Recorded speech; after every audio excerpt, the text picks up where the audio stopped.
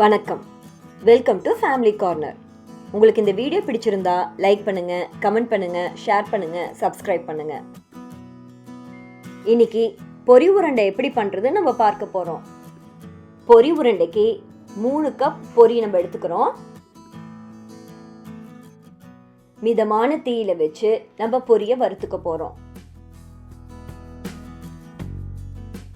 5 நிமிஷம் போல வறுத்தா போதும். பொரி நல்லா மொறு மொறுன்னு ஆயிடும்.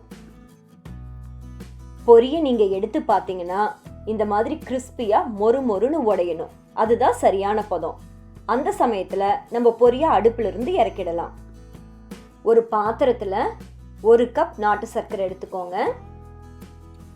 நாட்டு சர்க்கரை மூழ்கிற அளவுக்கு தண்ணி சேர்த்து சூடு பண்ணிக்கோங்க. நாட்டு சர்க்கரை தண்ணியில நல்லா கரைஞ்சதும் நம்ம அதை வடிகட்டி எடுத்துக்க போறோம். மண் இல்லாத நாட்டு சர்க்கரையோ வெல்லமோ கிடைச்சதுன்னா நீங்க வடிகட்ட தேவையில்லை, அப்படியே பாகு காய்ச்சிக்கலாம். நாட்டு சர்க்கரை நல்லா கரைஞ்சதும் நம்ம இப்ப வடிகட்டி எடுத்துக்க போறோம்.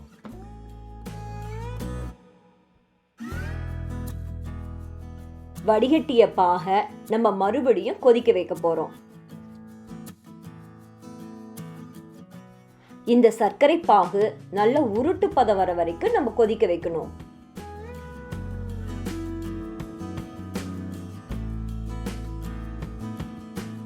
பாகு நல்லா கொதி வரும்போது 1/2 டீஸ்பூன் சுக்குத்தூள், 1/2 டீஸ்பூன் ஏலக்காய் தூள் அதையும் அதோட சேர்த்து நல்லா கலந்துக்க போறோம்.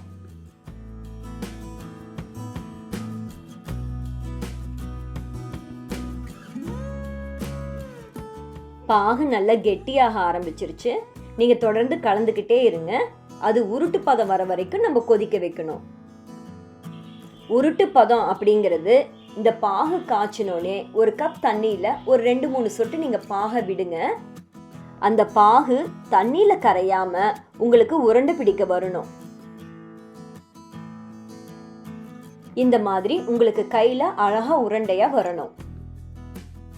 அந்த உருண்டைய நீங்க ஒரு தட்டுலயோ ஒரு பாத்திரத்திலயோ போடும்போது கல் போடுற மாதிரி பட்டுன்னு சத்தம் கேட்கணும். அதுதான் சரியான பதம். பாகு பதம் வந்ததும் நம்ம வறுத்து வச்சிருக்கிற பொரியில அதை கொஞ்சம் கொஞ்சமா சேர்த்து கலந்து விட்டுக்கிறோம். பாகு சூடா இருக்கும் போதே நம்ம உருண்டை பிடிச்சுக்கணும். ஆறிடுச்சுன்னா உங்களுக்கு உருண்டை பிடிக்க வராது. பாகு பொரியோட நல்லா கலந்ததும் 1 டீஸ்பூன் நெய்யும் அதுல சேர்த்து நம்ம கலந்துக்க போறோம். பொரியும் பாகும் நல்லா கலந்ததும் கையில நெய் தடவி நம்ம உருண்டை பிடிச்சிடலாம். பொரி உருண்டை நீங்க பிடிச்சதும் ஒரு உருண்டைய நீங்க ஒரு பிளேட்ல போட்டு பாருங்க.